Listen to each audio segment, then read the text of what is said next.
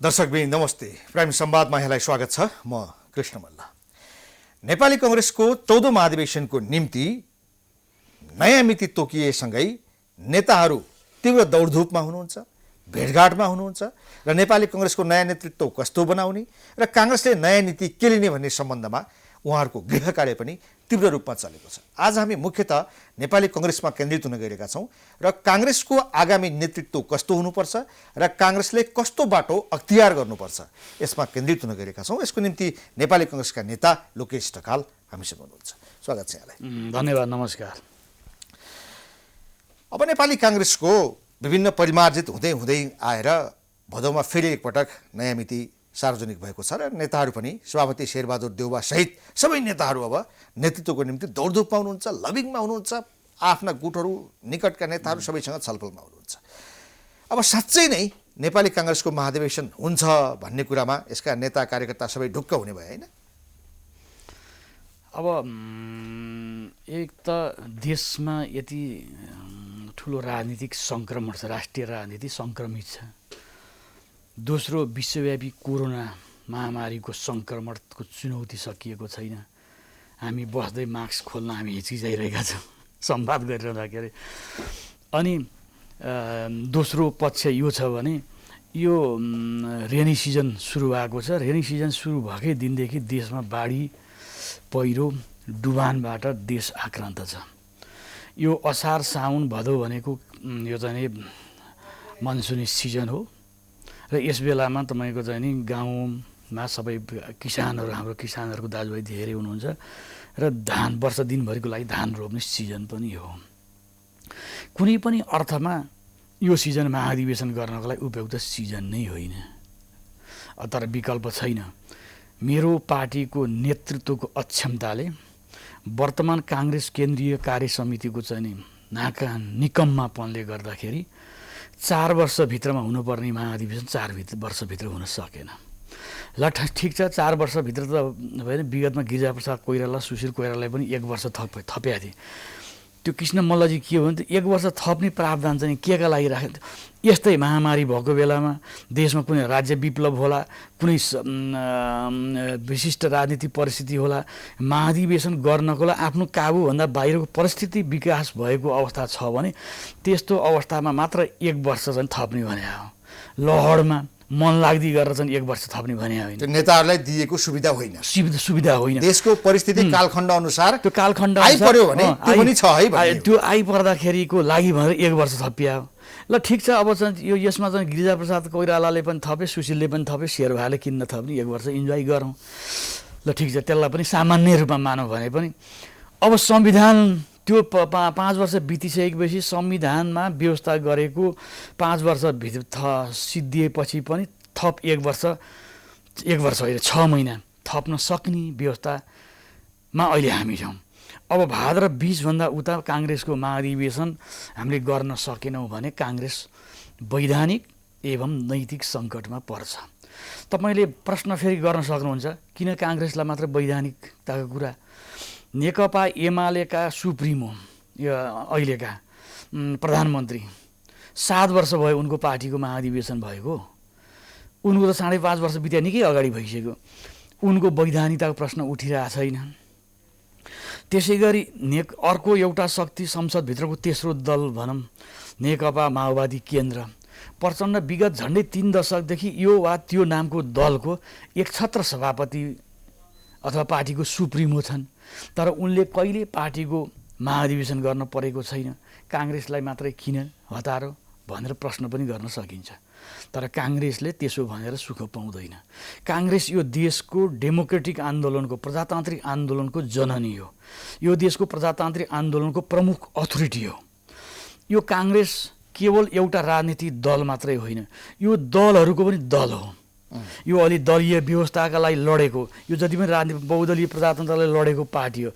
यसैको कारणले यो संसदीय प्रजातन्त्र देशमा टिकेको छ भने उसले त साना साना दलहरूलाई, अरू दलहरूलाई पनि डेमोक्रेटिक इन्स्टिट्युसनलाई प्रजातान्त्रिक बाटोमा हिँडाउने दायित्व पनि उसको हो।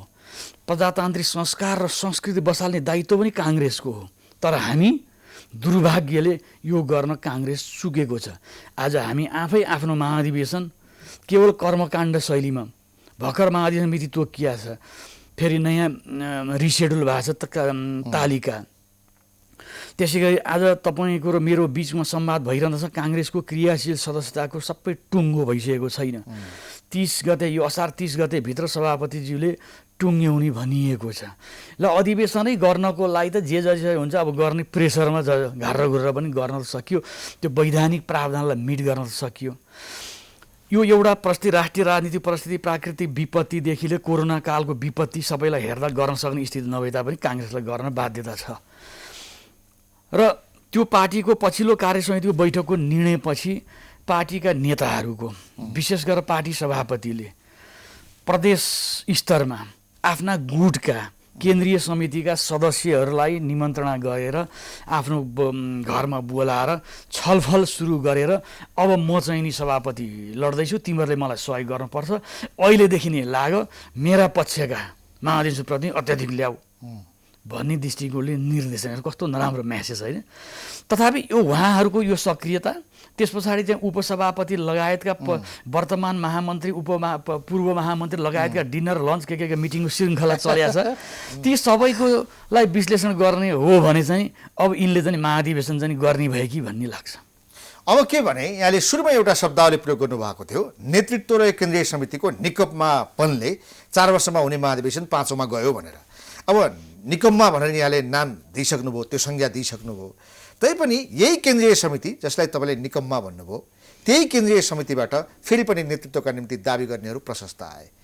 त्यो केन्द्रीय समितिभन्दा बाहिरबाट कुनै नेताले अबको काङ्ग्रेसको नेतृत्व म गर्छु है भनेर आँट गरेको अवस्था छैन। चाहे देउबा हुन्, चाहे विमलेन्द्र हुन्, प्रकाशमान हुन्, होइन, चाहे शेखर हुन्, शशाङ्क हुन्, जोसुकै हुन्, आखिर त्यही केन्द्रीय समितिभित्र छन्। तपाईँले निकम्मा भन्नुभयो, त्यो सर्कलभन्दा बाहिर त काङ्ग्रेस जान नसक्ने भयो नि। है यसमा कुरा के हो भने नि कृष्ण मल्लजी, निकम्मा त निकम्मै हुन्। इतिहासको काङ्ग्रेसको यो 7 दशकको राजनीतिक इतिहासमा यो वर्तमान केन्द्रीय कार्य समिति जतिको निकम्मा चाहिँ कुनै पनि होइन। किन होइन भनेदेखि यसले यही कार्यकालमा मेरा परम आदरणीय सभापति आफै प्रधानमन्त्री भएर 2 तहको प्रदेशसभा र प्रतिनिधि सभाको निर्वाचन भयो। त्योभन्दा अघिल्लो स्थानीय तहको निर्वाचन गर्दा पनि नेपाली कङ्ग्रेस सरकारमा छ, होइन। 16 बुँदे सम्झौतापछि आलो पालोमा प्रधानमन्त्री हुने, होइन, शर्तमा र पहिला प्रचण्ड प्रधानमन्त्री भएर स्थानीय तहको निर्वाचन गराए। त्यस पछाडि 2टा तहको निर्वाचन एकै दिन पौष 21 गते निर्वाचन भयो। त्यसमा तिनै तहको निर्वाचनमा काङ्ग्रेस नराम्रो पछारियो। हामी भन्छौँ हामी परिवर्तनको मुद्दालाई अहिले माओवादी र कम्युनिस्टले बरु भन्न छोडिसके कि जति परिवर्तनका मुद्दालाई हामी ओनरसिप लिने कुरामा काङ्ग्रेस ओनरसिप लिन्छ। नेपाली जनताको भावना के छ? आज राष्ट्रियताको नाम नेपाली कङ्ग्रेस जस्तो राष्ट्रवादी पार्टी, काङ्ग्रेस केवल प्रजातान्त्रिक पार्टी मात्रै होइन, राज संस्थापछि म त राज संस्था पहिलो राष्ट्रवादी शक्ति भन्छु यो देशको, जसले नेपाल राज्य स्थापना गर्यो र त्यो पहिलो राष्ट्रवादी शक्ति हो। राज संस्थाभन्दा बढी राष्ट्रवादी शक्ति अरू हुनै सक्दैन, त्यो बिपी कोइरालाले पनि भन्नुभएको छ। किनभने राष्ट्र रहेन, राज्य रहेन, राज संस्था रहने हो। त्यस कारण राजाहरू सबभन्दा बढी राष्ट्रवादी हुन्छन्। राजनीतिक दलहरू त कहिलेकाहीँ त नेताको स्वार्थमा, पार्टीको दलगत स्वार्थमा बहकिने रहेछन् नि त। यो अहिले 12 बुँदेदेखि यहाँसम्मको राजनीति आइपुग्दाखेरि राजनीतिक दलले राष्ट्रवादलाई, राष्ट्रप्रेमलाई, देशभक्तिलाई, जनताको स्वार्थलाई केन्द्रबिन्दुमा राख्ने भन्दा आफ्नो सत्ता स्वार्थलाई केन्द्रबिन्दुमा राखेको परिणाम पनि आजको देशको राष्ट्रियता सङ्कटमा छ। देशको राजनीतिमाथि विदेशीहरूको चरम हस्तक्षेप, खुल्लमखुल्ला हस्तक्षेप भइरहेको छ। यी सबै कुराहरू काङ्ग्रेस यो देशको प्रथम राष्ट्रवादी राज संस्था गइसकेपछि अवस्था त काङ्ग्रेस प्रथम राष्ट्रवादी शक्ति पनि हो नि।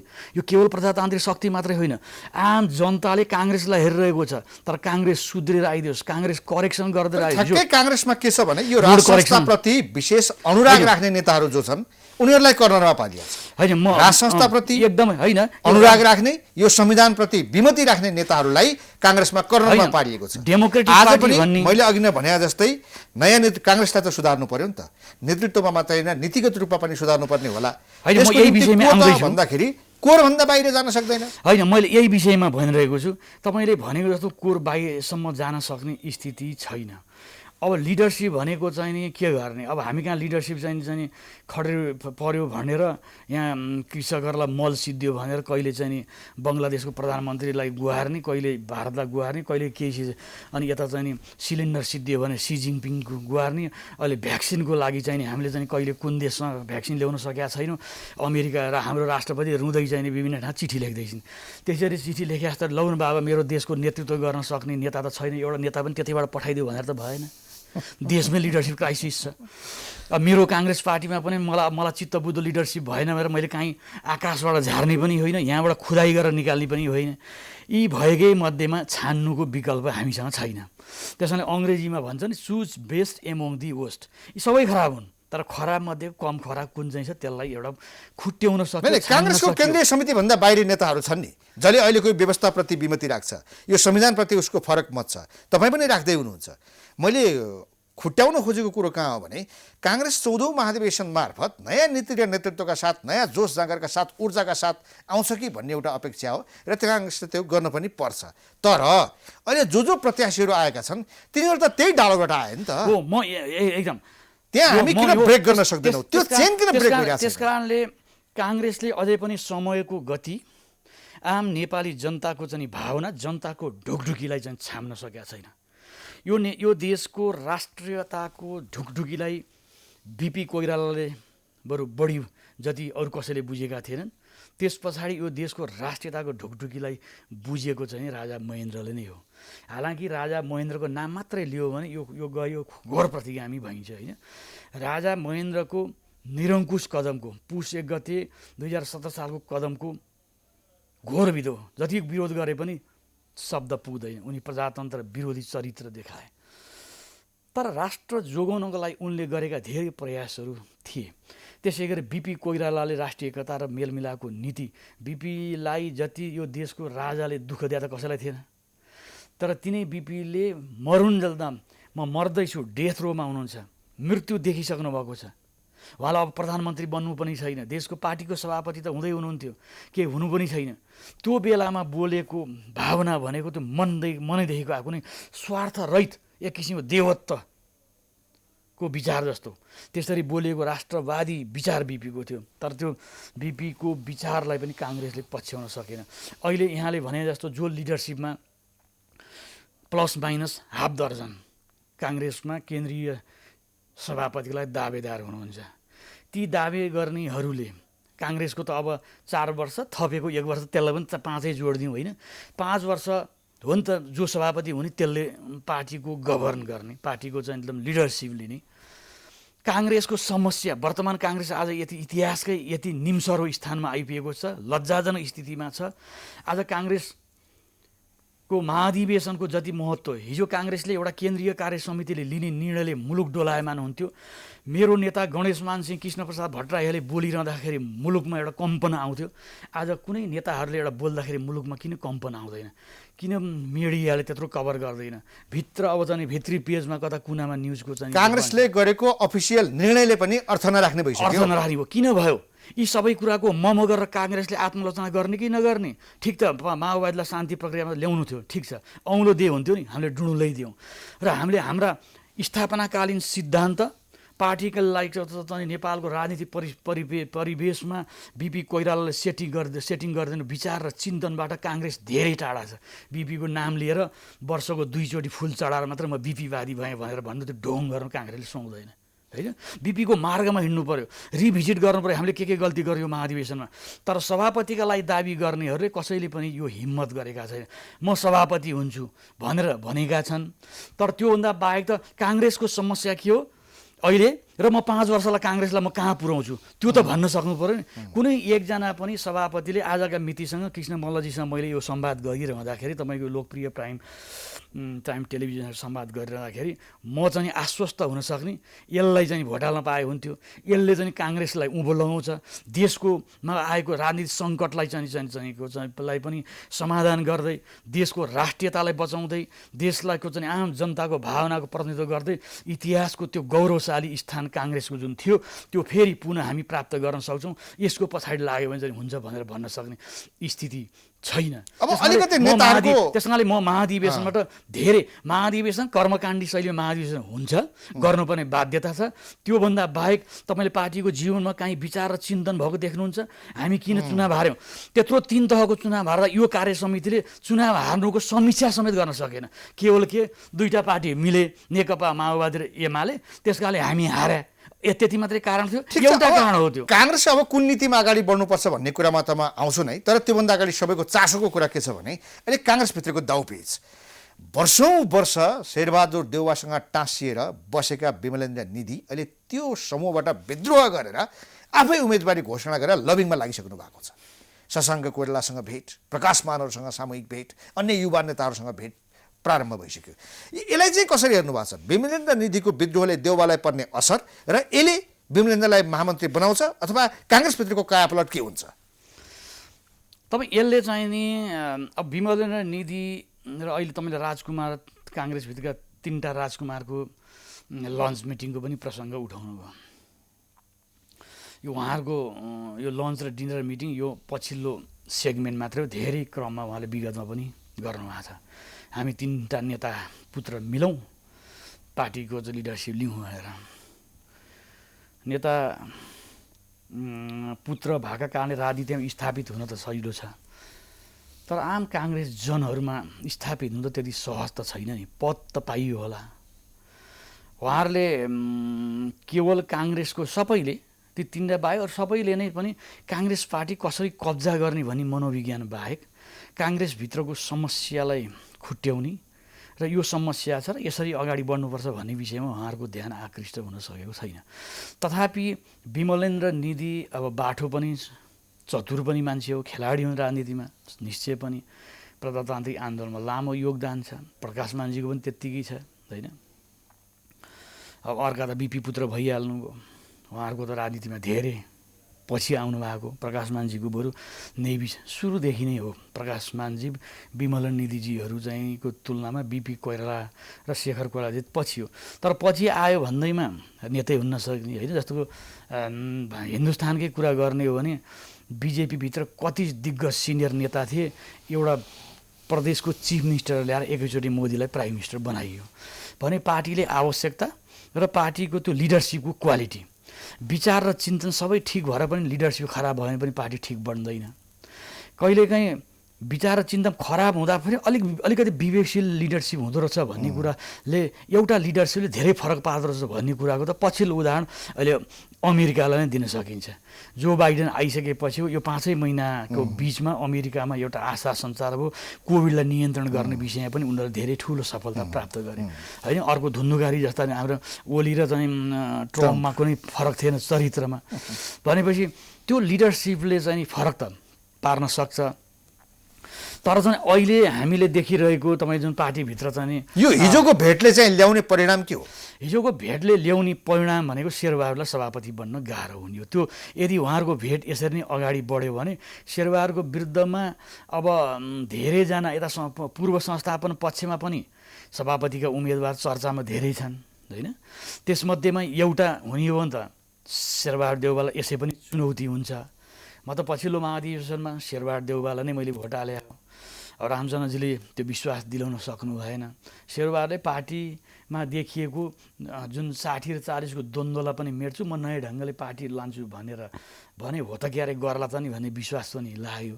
तर दुर्भाग्य उनले 5 वर्षमा आफ्नो चरित्र, सबै लिडरसिप क्वालिटी कुनै पनि सुधार गरेर शेरबहादुरलाई छेक्नको निम्ति यताबाट चाहिँ त्यही किसिमको प्रतिस्पर्धी उम्मेदवार हुनु पर्यो नि। प्रकाशमान पनि आफैलाई खोज्ने, शशाङ्क आफैलाई खोज्ने, शेखर आफैलाई खोज्ने, होइन? विमलेन्द्र आफैलाई खोज्ने, सबैले आफैलाई खोजेपछि त्यो त देउवाका निम्ति फाइदाजनक पो हुन्छ। यस्तो हुन्छ कृष्णजी, सुरुमा त अब राजनीति गर्ने मान्छे जोगी सन्यासी हुन कोही पनि हो, सबैले सभापति हुन पाए त हुन्थ्यो। म पनि काङ्ग्रेस सभापति हुन पाए त हुन्थ्यो भन्नु, केन्द्रीय सदस्यमा भएको छैन, सभापतिको के कल्पना गरौँ मेरो हकमा।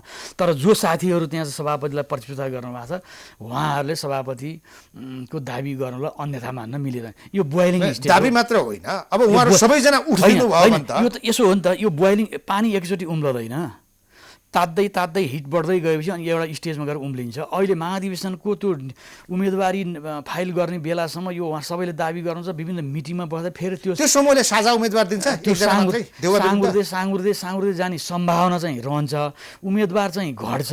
तर देउबा विरुद्धमा एउटै उम्मेदवार हुने सम्भावना चाहिँ आजका मितिसम्म मैले कम देखेको छु। तपाईँको सम्भावनामा किन त्यो हुँदैन? को छन् त्यस्ता नछोड्ने, आफ्नो दाबी नछोड्ने अन्तिमसम्म पनि?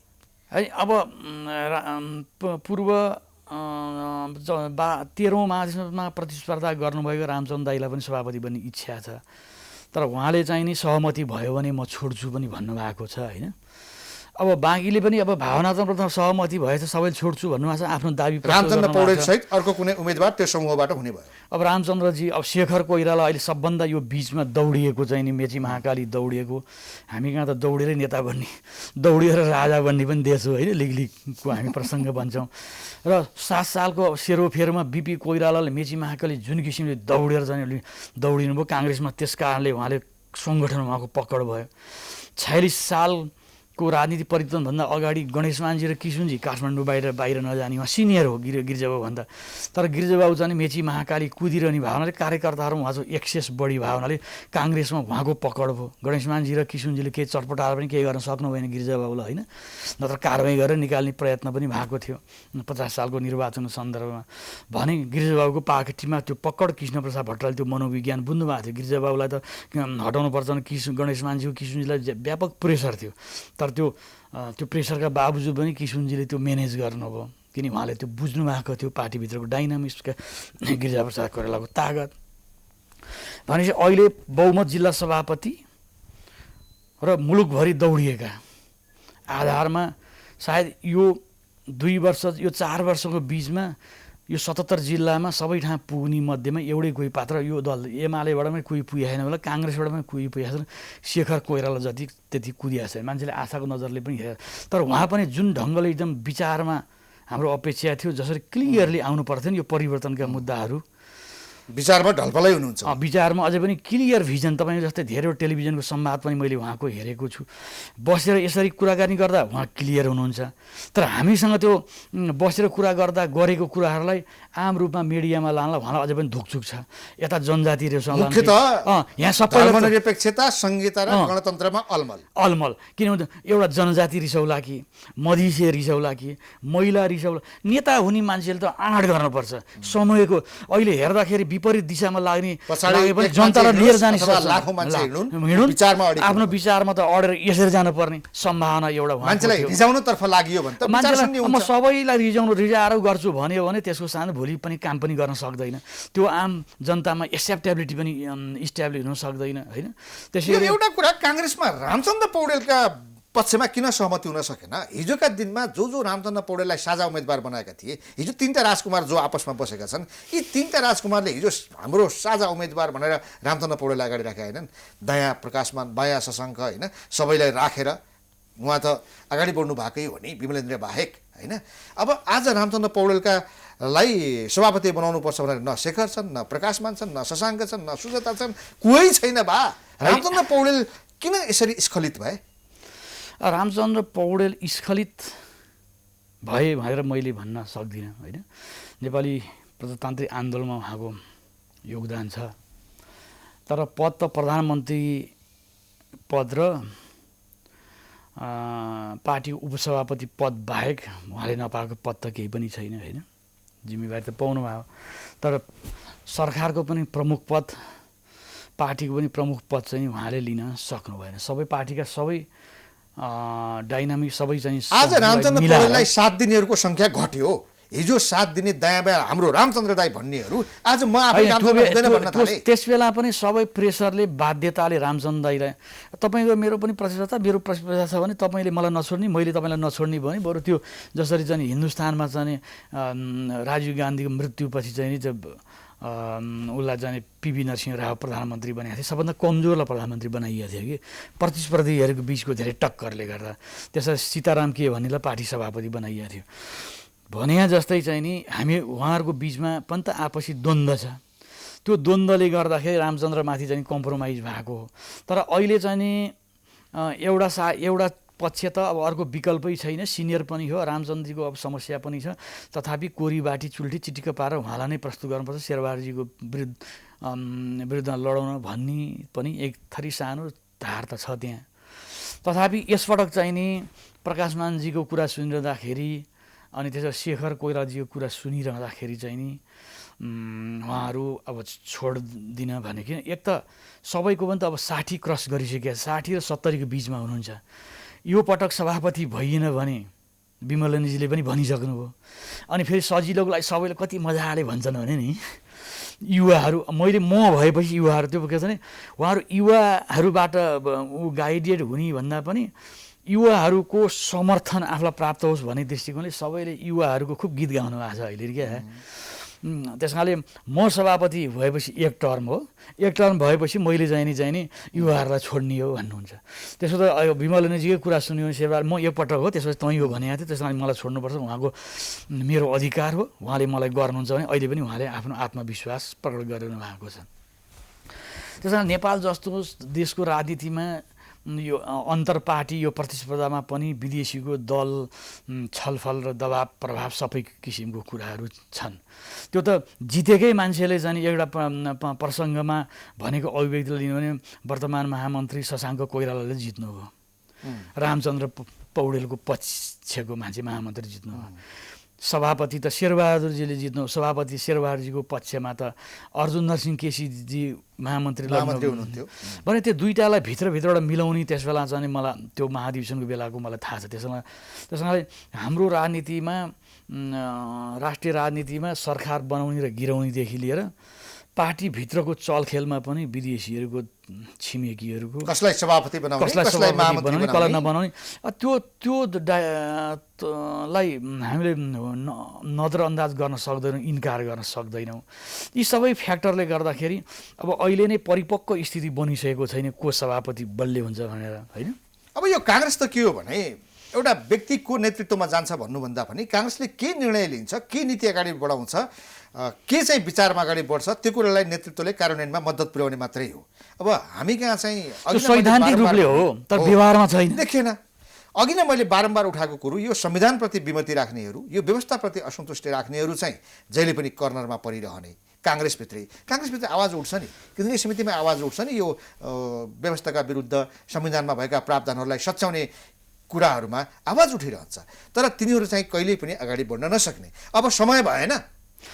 एउटा त सुनियोजित तरिकाले सबै राजनीतिक दलमा अलिकति राष्ट्रवादी छवि भएका मान्छेहरूलाई किनारामा लाउने सुनियोजित त्यो जसले यो नेपाली राजनीतिलाई माइक्रो म्यानेजमेन्ट गर्छ त्यो तत्त्वले राष्ट्रवाद जो दूतावास धाउँदैन, पार्टी कार्यालय धाउने भन्दा दूतावास धाउने, टिकट लिनका लागि पनि पार्लियामेन्टको चुनावमा टिकट लिनका लागि पनि दूतावास धाएर त्यहाँबाट टिकट बाँडिन्छ त्यो प्रभावको प्रयोग गरेर। अनि यो हामीले छर्लङ्ग देखेका छौँ।